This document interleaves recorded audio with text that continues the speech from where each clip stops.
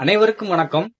இந்த வீடியோவில் நம்ம என்ன பார்க்க போறோம் பாத்தீங்கன்னாக்க, இந்தியா ஜனநாயக நாடு, இந்தியா மதசார்பற்ற நாடுன்னு நம்ம எல்லாருமே பேசிக்கிட்டு இருக்கோம்.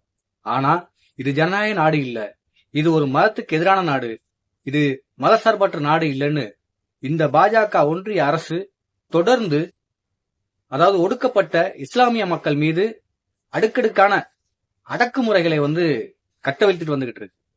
இதற்கு முன்னாடி பாத்தீங்கன்னாக்க சிஏஏ, என்ஆர்சி போன்ற குடியுரிமை சட்டம், முத்தலாக் பிரச்சனை, மாட்டுக்கறி பிரச்சனை, இப்படி அடுக்கடுக்கான சிறுபான்மை மக்கள் தொடர்ந்து அடக்குமுறைகளை கையாண்டு வந்த பாஜக அரசு தற்போது பாத்தீங்கன்னாக்க வகுப்பு வாரியத்துல கை வச்சிருக்கு.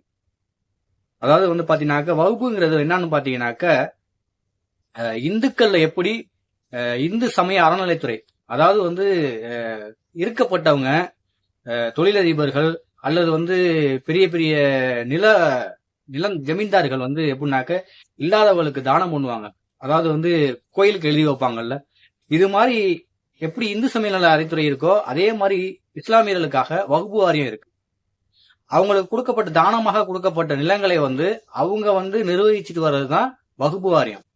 இப்ப அதுல மத்திய பாஜக அரசு எப்படி கை வைக்கணும் பாத்தீங்கன்னாக்க, இதுவரையுமே வகுப்பு வாரியத்துல இஸ்லாமியர்கள் மட்டும்தான் உறுப்பினராகவோ அல்லது தலைவர்களாகவோ இருக்க முடியும்.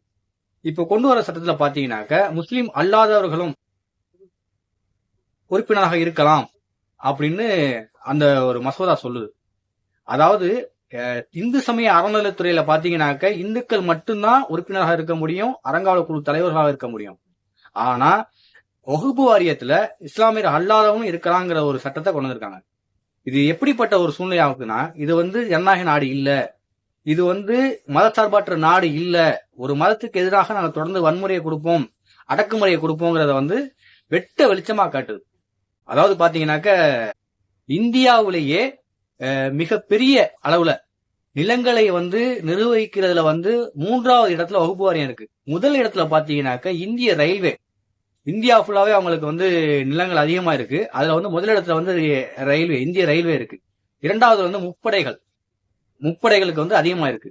3வது இடத்துல பாத்தீங்கன்னாக்க அதிகப்படியான, அதாவது 8 லட்சம் ஏக்கர் நிலங்களை வச்சு நிர்வகிக்கிறதுல வகுப்பு வாரியம் இந்தியாவிலேயே 3வது இடம் இருக்கு.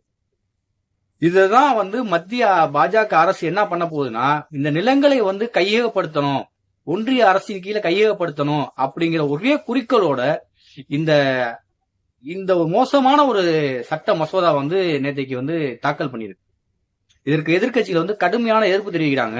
வகுப்பு வாரியத்துல முன்னாடி இந்த சட்டம் எப்படின்னா, வகுப்பு வாரியத்துல ஒரு நிலங்கள் ஒப்படைக்கப்பட்டு விட்டால் அது வகுப்பு வாரியத்துக்கு மட்டும்தான் சொந்தம், அதை யாரும் மேல்முறையீடு பண்ண முடியாது. அதாவது என்ன சொல்லுது சட்டம் அப்படின்னா, நீங்க வழக்கு போட்டாக்க அந்த நிலங்கள் உங்களுக்கு திரும்ப கொடுக்கலாம் அப்படிங்கிற மாதிரி ஒரு சட்டம் சொல்லுது. இது எப்படின்னா, ஏற்கனவே பாபர் மசூதி இருந்த இடத்துல ராமர் கோயில் இருந்துச்சு அப்படின்னு சொல்லி வழக்கு போட்டு நீதிமன்றத்துக்கு போய் அது பல ஆண்டுகளாக வழக்கு நடந்து கடைசியில முடிவு எங்க போயிருச்சுன்னு பாத்தீங்கன்னாக்க ராமர் கோயிலுக்கு தான் சொந்தம் அந்த இடம் அப்படின்ற மாதிரி ஆயிடுச்சு. இப்ப பல பள்ளிவாசல்கள் வகுப்பு வாரியத்துக்கு கீழே செயல்பட்டுக்கிட்டு இருக்கு. இதனால என்ன பண்ணுவாங்க, இது என்னுடைய தாத்தா இடம், இது என்னுடைய முன்னோர்கள் வாழ்ந்த இடம் அப்படின்னு சொல்லி யாராச்சும் ஒருவர் நீதிமன்றத்தை நாடி வழக்கு போட்டா அந்த வழக்கு யாருக்கு சாதகமா வரும்னா, சிறுபான்மையினருக்கு சாதகமாக இருந்தாலும் வழக்கு நீதிமன்றத்துக்கு போயிருச்சுன்னா அது சாதகமாக தீர்ப்பளிக்கப்படாது. அந்த பள்ளிவாசலை இடிக்கணும் அப்படின்னு சொல்லுவாங்க. இது ஒரு அப்பட்டமான ஒரு வெட்ட வெளிச்சமான சிறுபான்மையின் மீதான தாக்குதல்.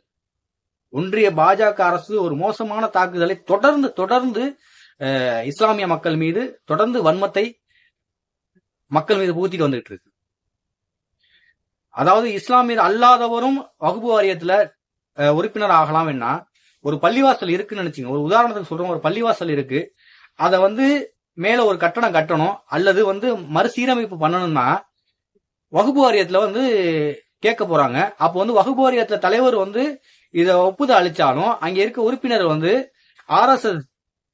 ஆர்எஸ்எஸ் சேர்ந்த பாஜக சேர்ந்த யாராச்சும் ஒருவர் அதுல உறுப்பினராக இருந்தாங்கன்னா அனுமதி மறுக்கப்படுவாங்க, இந்த பள்ளிவாசல் இடிக்கணும்னு சொல்லுவாங்க. இது திட்டமிட்டு இஸ்லாமிய மக்கள் நடத்தப்படும் தாக்குதல். இது அனைவருமே வன்மையாக கண்டிக்கக்கூடியது. பல எதிர்கட்சிகள், அதாவது இந்தியா முழுவதுமே எதிர்கட்சிகளா இருக்க பாத்தீங்கன்னாக்க காங்கிரஸ், திமுக, விடுதலை சிறுத்தைகள் கட்சி, இன்னும் வடதுசாரிகள் அமைப்பு நிறைய வந்து எதிர்ப்பு தெரிவிச்சுட்டு இருக்காங்க. இது வந்து எப்படின்னா சிறுபான்மையினர் மக்கள் மீது நடத்தப்படும் தாக்குதல் வன்மையான கிடைச்சிருக்காங்க. இந்த எதிர்கட்சிகளுடைய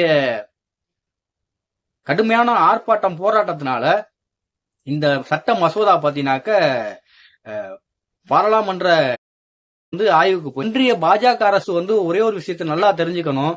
இது மாதிரி தொடர்ந்து, அதாவது நீங்க ஆட்சி அதிகாரத்துல இருக்கீங்க, பெரும்பான்மை அதிகாரத்துல இருக்கீங்க, பெரும்பான்மை மக்களை வந்து நீங்க அதிகாரத்தை கைக்குள்ள வச்சிருக்கீங்க ஒரே காரணத்துக்காண்டி சிறுபான்மையினர் மக்கள் மீது தொடர்ந்து நீங்க அடக்குமுறைகளை, தாக்குதலை கொடுத்துக்கிட்டு இருக்கீங்க.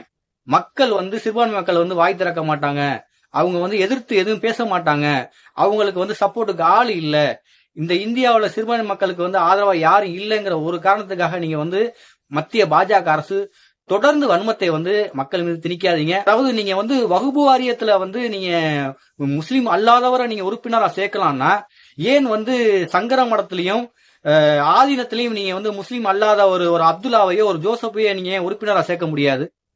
இதே சீக்கியர் கோயில்ல வந்து அவங்க நிர்வகிச்சிட்டு இருக்க சொத்துல வந்து நீங்க வந்து சீக்கியர் அல்லாதவரை வந்து நீங்க யாராச்சும் உறுப்பினரா சேர்க்க முடியுமா? அல்லது இந்து சமய அறநிலையத்துறையில போய் அரங்காவல குழு தலைவராகவோ அல்லது துணைத் தலைவராகவோ ஒரு இஸ்லாமியரையோ அல்லது ஒரு கிறிஸ்துவரையோ நீங்க நியமிக்க முடியுமா?